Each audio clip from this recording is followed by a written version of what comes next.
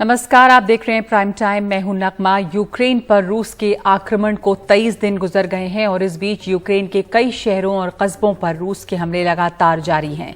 रूस के हमलों के कारण बीते 3 हफ्ते में 30 लाख से ज्यादा लोग जान बचाने के लिए यूक्रेन छोड़कर पड़ोसी देशों में शरण ले चुके हैं। रूस लड़ाकू विमानों, मिसाइल, टैंकों और तोपों से यूक्रेन के तमाम रिहायशी इलाकों पर भी हमले कर रहा है, जिससे रूस कई दफा इनकार भी करता है। ऐसा ही एक ताजा हमला यूक्रेन के दक्षिणी तटीय शहर मारियोपोल में किया गया, जहां पर रूसी हमले में एक थिएटर तबाह हो गया और इसमें बहुत सारे लोग शरण लिए हुए थे। इसके मलबे में सैकड़ों लोगों के फंसे होने की आशंका है। मारियोपोल की सिटी काउंसिल ने हमले से तबाह हुए इस 3 मंजिला थिएटर की तस्वीरें जारी की हैं। करीब 1000 लोगों ने इस थिएटर में शरण ली थी, लेकिन बुधवार शाम एक हमले में ये ढह गया और बहुत सारे लोग मारे भी गए। अज़ोव सागर तट पर मारियोपोल शहर रणनीतिक लिहाज से काफी अहम है और बीते 3 हफ्ते से रूस ने इस पर चारों तरफ से शिकंजा कसा हुआ है। उत्तर में यूक्रेन की राजधानी कीव पर भी रूसी सेनाओं ने घेरा डाला हुआ है, कीव के चारों तरफ। लेकिन अभी वो जो रूसी सेनाएं हैं वो कीव के अंदर नहीं गई हैं। उसकी सेना बीते कई दिनों से बख्तरबंद गाड़ियों, तोपों और टैंकों के साथ कीव के बाहर खड़ी है। कीव के अलग अलग इलाके पर उसके मिसाइल हमले जारी हैं। कीव के एक रिहायशी इमारत पर रूस के ताजा मिसाइल हमले में कम से कम 1 व्यक्ति के मारे जाने और 3 के घायल होने की खबर है। कीव के भी कई रिहायशी इलाके लगातार रूसी हमलों का शिकार हो रहे हैं। यूक्रेन के ही एक और शहर चेरनीव के रीजनल गवर्नर के मुताबिक उनके शहर में बुधवार को हुए एक रूसी हमले में 53 लोगों की मौत हुई है। उधर यूनाइटेड किंगडम के रक्षा मंत्रालय ने यह दावा किया है कि पिछले कुछ दिनों में जमीन, हवा या समंदर के रास्ते रूसी सेना बहुत आगे नहीं बढ़ पाई है और रूस के सैन्य बलों को भारी नुकसान उठाना पड़ा है। सोशल मीडिया पर डाले ताज़ा डिफेंस इंटेलिजेंस अपडेट में कहा गया है कि रूस का अभियान मोटे तौर पर रोक दिया गया है और रूसी हमले पर यूक्रेन का जवाब बहुत ही ठोस और समन्वित बना हुआ है। इसके मुताबिक यूक्रेन के ज्यादातर बड़े शहर यूक्रेन के ही हाथों में हैं। उधर व्लादिमीर पुतिन यानी कि रूस के राष्ट्रपति का ये दावा है कि उनका अभियान योजना के मुताबिक आगे बढ़ रहा है। अपने देश को टीवी पर संबोधन के दौरान पुतिन ने ये बात कही। उन्होंने ये भी कहा कि पश्चिमी देशों की आर्थिक पाबंदी नाकाम हुई है। हालांकि रूस के लोगों के लिए भी स्थितियां मुश्किल जरूर हुई हैं। रूस के हमलों से यूक्रेन के कई शहरों की हालत कैसी हो गई है, ये बताने के लिए सैटेलाइट से ली गई कुछ तस्वीरें हम आपको दिखाते हैं, जो इस बात का सबूत है कि यूक्रेन के रिहायशी इलाकों में भी किस तरह की तबाही बरपी है। तो ये कुछ सैटेलाइट से ली गई तस्वीरें हैं। इनमें आप देख रहे हैं वोल्नोव्का में बर्बादी की तस्वीर। पहली तस्वीर हमले से काफी पहले 18 जुलाई की है और दूसरी तस्वीर जो है 18 जुलाई 2021 की है। दूसरी तस्वीर जो है वो 3 दिन पहले 14 मार्च 2022 की है। तो इन तस्वीरों में आप देखेंगे कि बमबारी से एक बड़ी इमारत और उसके आसपास क्या हालत है। वोल्नोव्का की एक दूसरी तस्वीर भी देखिए, कैसे रिहायशी इलाके बमबारी से राख हो गए हैं। ये तस्वीर 16 मार्च 2022 को यूक्रेन के उत्तर पूर्व चेरनीव की है, जिसमें रिहायशी इलाकों में जलते हुए घर दिख रहे हैं। 16 मार्च की ही ये एक और तस्वीर भी चेरनीव की है, जिसमें ओलंपिक स्पोर्ट्स ट्रेनिंग सेंटर में बमबारी से हुए बड़े बड़े गड्ढे और बर्बाद हुए घर दिख रहे हैं। और 16 मार्च की ये तस्वीर खेरसों की है, जहां पे टारमैक पर बर्बाद किए गए रूसी हेलीकॉप्टर दिखाई दे रहे हैं। यूक्रेन की फौज ने जवाबी हमले में एयरफील्ड पर कब्जा वापस पा लिया है। अपने देश के ऐसे हालात के बीच यूक्रेन के राष्ट्रपति वोलोदिमिर ज़ेलेंस्की पूरी दुनिया से रूस के खिलाफ आगे आने की अपील कर रहे हैं और इसी क्रम में ज़ेलेंस्की ने जर्मनी की संसद को भी संबोधित किया है। जर्मनी की संसद में सभी ने खड़े होकर ताली बजाकर ज़ेलेंस्की का स्वागत किया। हालांकि ज़ेलेंस्की ने अपने संबोधन में आरोप लगाया कि जर्मनी ने उनके देश की सुरक्षा से पहले अपनी अर्थव्यवस्था को तरजीह दी है। ज़ेलेंस्की ने रूस पर सख्त पाबंदियां लगाए जाने के मसले पर आर्थिक कारणों से जर्मनी की हिचकिचाहट का मुद्दा उठाया। उन्होंने कहा कि जर्मनी यूरोप को बांटने वाली एक नई दीवार न बनने दे। Бомбардує за 3 тижні війни за наше життя, за нашу свободу. Ми переконались у тому, що відчували раніше, і що ви, напевно, поки що не всі помічаєте, але ви ніби знов за стіною. Так, не берлінською, але посеред Європи, між свободою і неволею. І стіна ця міцніше з кожною бомбою, яка падає на нашу землю, на Україну. З кожним рішенням, яке не приймається заради миру, не приймається, хоча може допомогти. और इससे पहले बुधवार को वोलोदिमिर ज़ेलेंस्की ने अमेरिकी कांग्रेस को भी ऑनलाइन संबोधित किया और यहां भी पूरी कांग्रेस ने खड़े होकर उनका स्वागत किया। ज़ेलेंस्की ने अपने संबोधन में अमेरिका पर हुए 9/11 हमलों का जिक्र करते हुए रूसी हमले का जवाब देने के लिए ज्यादा हथियारों की मांग की। अमेरिका के राष्ट्रपति जो बाइडेन ने यूक्रेन को सैन्य सहायता के तौर पे $1 अरब अतिरिक्त देने का ऐलान किया है और इसके अलावा यूक्रेन को लंबी दूरी तक मार करने वाले हथियार भी दिए हैं। लेकिन ज़ेलेंस्की ने एक बार फिर अपनी मांग ये दोहराई है कि अमेरिका यूक्रेन के ऊपर नो फ्लाई जोन की घोषणा करे। जो बाइडेन ने रूस के राष्ट्रपति व्लादिमीर पुतिन को वॉर क्रिमिनल यानी कि युद्ध अपराधी भी करार दिया है और इस पर क्रेमलिन के प्रेस सेक्रेटरी ने कहा है कि बाइडेन की ये टिप्पणी पूरी तरह अमान्य है, अनएक्सेप्टेबल और अक्षम्य है। हालांकि ये भी तथ्य है कि किसी को बिना जांच के युद्ध अपराधी नहीं ठहराया जा सकता और अमेरिका भी ये बात जानता है। इसी के मद्देनजर व्हाइट हाउस के सेक्रेटरी ने बताया कि राष्ट्रपति जो बाइडेन अपने दिल से बोल रहे थे और किसी को औपचारिक तौर पर युद्ध अपराधी घोषित करने की एक तय प्रक्रिया है। वैसे यूक्रेन पर रूस के हमले के बाद से पहली बार अमेरिका और रूस के बीच एक उच्च स्तरीय संपर्क स्थापित हुआ है। अमेरिका के नेशनल सिक्योरिटी एडवाइजर जेक सलिवान ने रूस की सिक्योरिटी काउंसिल के सेक्रेटरी निकोलाई पात्रुशेव से बात की है और रूसी नेता को बता दिया है कि अगर रूस कूटनीति को लेकर गंभीर है तो उसे सबसे पहले यूक्रेन के शहरों पर बमबारी बंद कर देनी चाहिए। व्हाइट हाउस के मुताबिक यूक्रेन पर रूस के हमले के सिलसिले में अमेरिकी राष्ट्रपति शुक्रवार को चीन के राष्ट्रपति शी जिनपिंग से भी बात करने वाले हैं। रूस यूक्रेन युद्ध पर गतिविधियां कई मोर्चों पर चल रही हैं। बेलारूस में रूस और यूक्रेन के बीच बातचीत के जरिए समझौते पर पहुंचने की कोशिश जारी है। यूक्रेन ने अभी तक रूस के इन प्रस्तावों को खारिज कर दिया है जिसमें रूस उस पर ऑस्ट्रिया और स्वीडन की तरह एक निष्पक्ष देश बनने का दबाव डाल रहा है। और इसी दौरान इंटरनेशनल कोर्ट ऑफ जस्टिस ने बुधवार को रूस को आदेश दिया कि वो उसका अंतिम फैसला आने तक यूक्रेन के खिलाफ 24 फरवरी से शुरू किए गए अपने अभियान को रोक दे।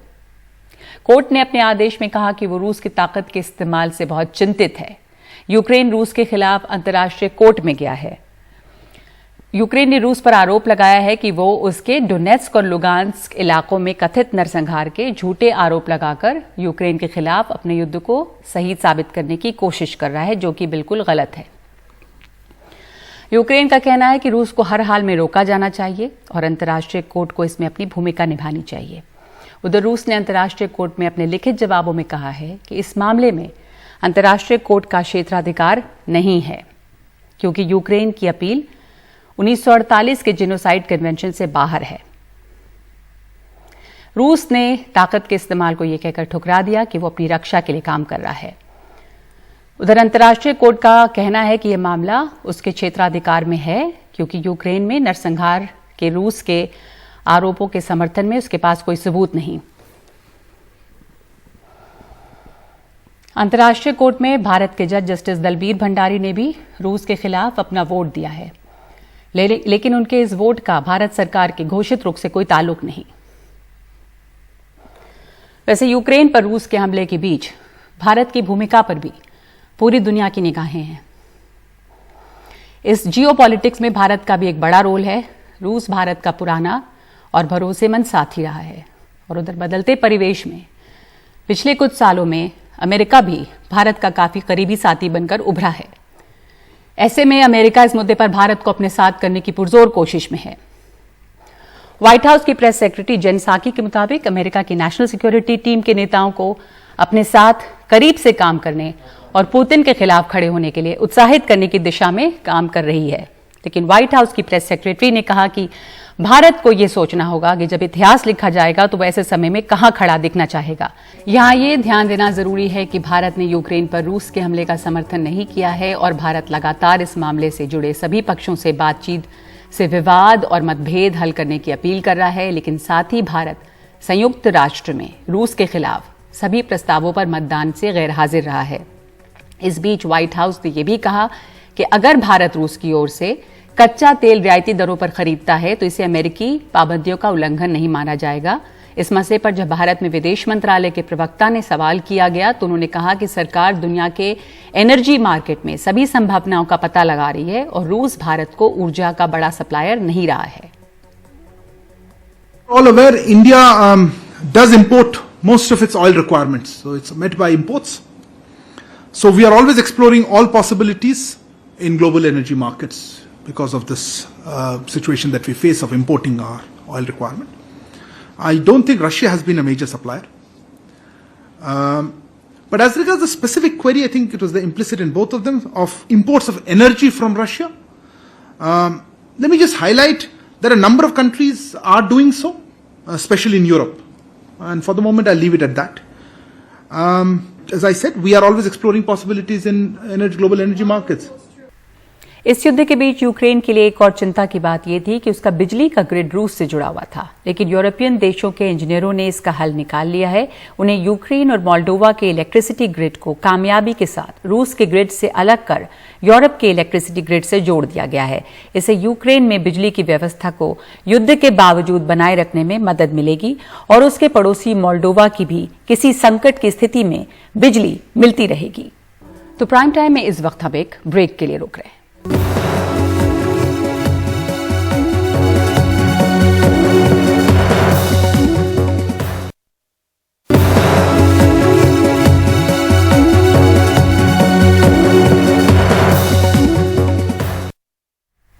यूक्रेन पे बात करने के लिए हमारे साथ हैं पूर्व राजनयिक स्कंद तयाल। यूक्रेन और रूस के बीच जो एक हाई लेवल बातचीत चल रही है और जो नेगोशिएशन चल रहे हैं, तयाल साहब, आपको क्या लगता है कि उसमें से कितने गंभीर हैं तमाम पक्ष बातचीत के लिए? और जो 15 पॉइंट के नेगोशिएशन या अग्रीमेंट की भी बात है, क्या आपको लग रहा है कि वॉर जो है अब वो एक हल की तरफ बढ़ रही है, या फिर के और एस्केलेशंस भी हो रहे हैं, क्योंकि तरह तरह के प्रोवोक करने वाले, भड़काने वाले बयान भी आ रहे हैं राजनेताओं के? देखिए, इस समय यूक्रेन और रशिया के बीच का जो ये युद्ध चल रहा है, ये अब दो स्तर पर चल रहा है।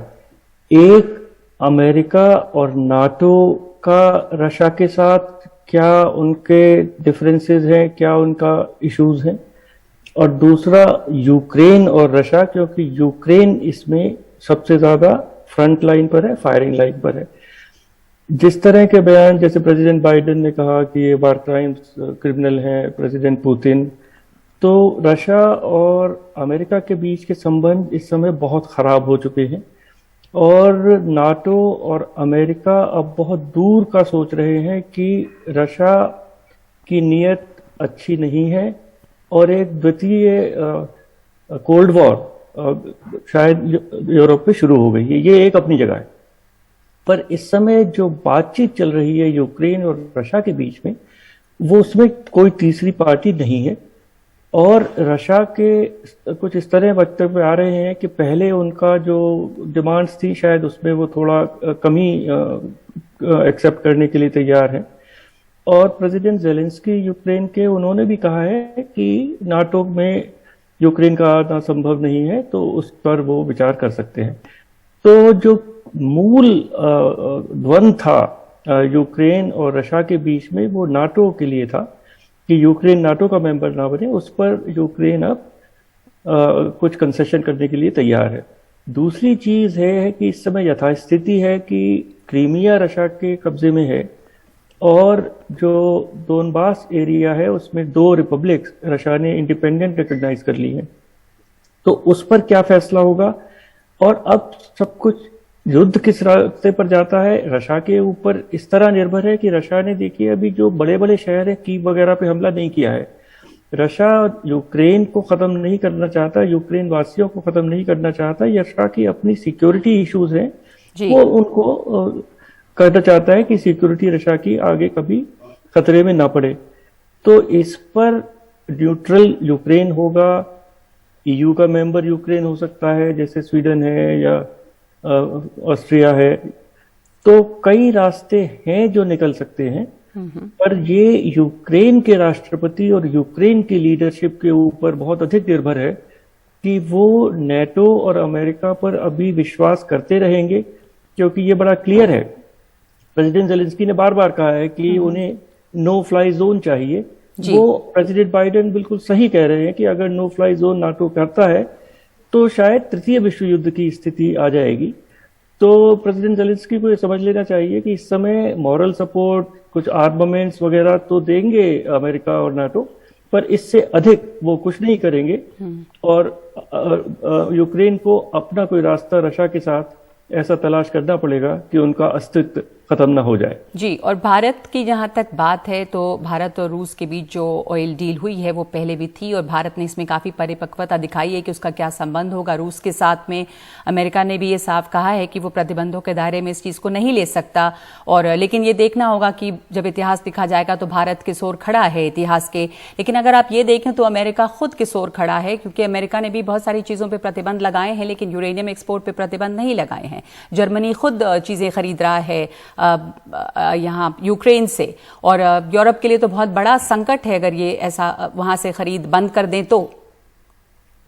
बिल्कुल, तो इसलिए जब यूरोप पूरा गैस रशिया से खरीद रहा है और कुछ ऑयल भी वहां से आ रहा है, तो उनका कोई हक नहीं बनता कि वो भारत से कहें कि भारत जिसका 80%, हमारा 80-85% जो पूरा तेल और गैस है वो बाहर से इंपोर्ट होती है, तो यूरोप को या अमेरिका अब सेल्फ सफिशिएंट है एनर्जी में, तो उसका एक अलग दृष्टिकोण है जी। पर किसी भी देश को अगर जब तक रशियन गैस और एनर्जी यूरोप में जा रही है तब तक यूरोप को या अमेरिका को कोई हक नहीं बनता कि वो भारत से कहे कि भारत रशिया से ऑयल नहीं खरीदे जो ये डील अभी हो रही है। जी, पर अमेरिका इसमें एक मॉरल हाई ग्राउंड ले रहा है हमेशा से। यूरोप के लिए बड़ा संकट बना हुआ है और रूस जिस तरह की चुनौती अमेरिका के सामने पेश कर रहा है स्कंददयाल साहब, वो यूरोप में तो बनी ही रहेगी। दूसरे की जो अमेरिका का फोकस रहा था चीन को लेकर इंडो पैसिफिक में, उस पर क्या असर पड़ता दिख रहा है? देखिए, ये बहुत ही एक गंभीर विषय है और किसी न किसी तरह जो इंडो पैसिफिक है उसको इस समय जो यूरोप में शीत युद्ध शुरू हो रहा है उससे अलग थलग रखना चाहिए। और मैं समझता हूं कि इंडो पैसिफिक के, चाहे वो भारत हो जापान हो, सबको एक इंसुलेट करना चाहिए, क्योंकि अगर भारत शक्तिशाली होता है तो अमेरिका का एक शीत युद्ध चाइना के साथ है और एक शीत युद्ध अब रशिया के साथ एक नया उन्होंने खड़ा कर लिया है। पर मैं समझता हूं कि उन्हें समझना चाहिए कि ये दोनों शीत युद्ध बिल्कुल अलग अलग हैं। और अभी चाइना के भी स्टेटमेंट्स इस तरह के आ रहे हैं कि वो रशिया के पूरे साथ नहीं है।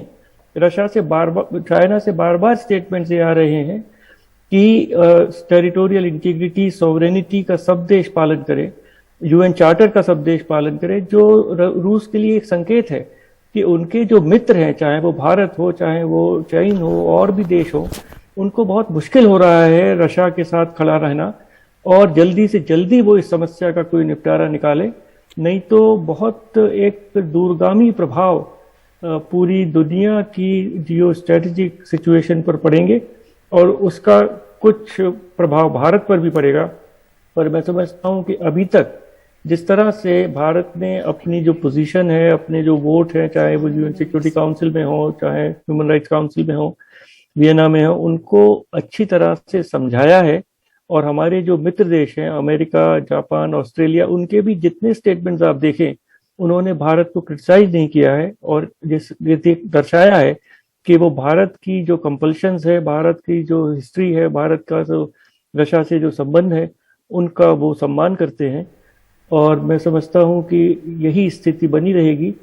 अगर रशिया ने कीव वगैरह पर हमला किया और बहुत वहां पे जान माल का बहुत अधिक नुकसान पर हुआ, ये हम कैसे समझें कि रशिया जो है, रूस की सेना, अगर वो इतनी ताकतवर और बड़ी सेना है और वो जिस तरह से घेरे हुई है सब तरफ से यूक्रेन को, वो अभी तक कीव पर कब्जा नहीं कर पाई है। क्या कोई रणनीति के तहत ये है कि वो धीरे जा रहे हैं, करना नहीं चाहते या कर नहीं पाए? हालांकि काफी उनको प्रतिरोध का सामना करना पड़ा है रूसी सेना को, लेकिन वो कीव के चारों तरफ हैं और धीरे धीरे उसको घेरे हुए हैं। तो क्या आपको लगता है, ये बार बार पुतिन कहते रहे हैं कि एक सोची समझी जो उनकी रणनीति है उसके हिसाब से युद्ध चल रहा है?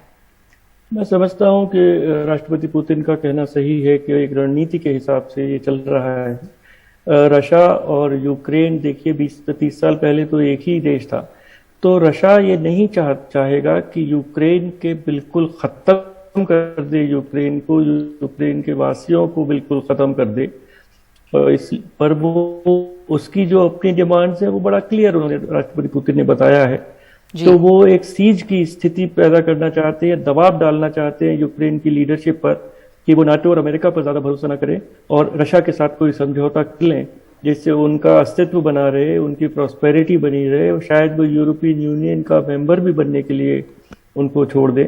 पर अब वो रशिया अवश्य अफगानिस्तान की तरह यूक्रेन को ध्वस्त नहीं करना चाहता। जी, पर जिस तरह के प्रतिबंध लगे हैं रूस पर पश्चिम की तरफ से, रूस बार बार कह रहा है कि इसका कोई असर नहीं पड़ा है, बहुत तरह की चीजें, बल्कि रूस से तो कई मीम्स भी बाहर आ रहे हैं, स्टारबक्स और मैकडॉनल्ड्स वगैरह के बंद होने के लिए। वो गंभीर बातें नहीं है, लेकिन अगर हम गंभीर रूप पे देखें तो ऑयल को लेकर और जो तमाम प्रतिबंध हैं, आपको क्या लग रहा है कि इन प्रतिबंधों का क्या असर होगा? लंबे समय तक ये चलेंगे तो क्या प्रतिबंधों से रूस को कि ये जंग को खत्म किया जा सकता है? एक चीज तो ये देखने वाली होगी कि अगर यूक्रेन और रूस के बीच में कोई समझौता हो जाता है, शायद हो जाए क्योंकि बातचीत चल रही है, 15 बिंदुओं पर बातचीत चल रही है और रशिया कह रहा है कि शायद कुछ समझौता होने की उम्मीद भी है। तो क्या ये सैंक्शंस जारी रहेंगी? और अगर ये सैंक्शन जारी रहती है तब रशिया के ऊपर दूरगामी परिणाम बहुत गंभीर होंगे। पर शॉर्ट टर्म में कुछ महीनों में मैं नहीं समझता कि रशिया के ऊपर इतना दबाव पड़ेगा कि वो अपनी नीति यूक्रेन के प्रति बदलेगा। जी। और जब तक यूरोप एनर्जी, गैस और ऑयल रशिया से मंगाता रहता है, तब तक मैं समझता हूं कि रशिया के ऊपर जो ये सैंक्शंस हैं उनका विपरीत असर तो होगा, पर रशिया उसको झेलने में समर्थ होगा। धन्यवाद आपका इस चर्चा के लिए।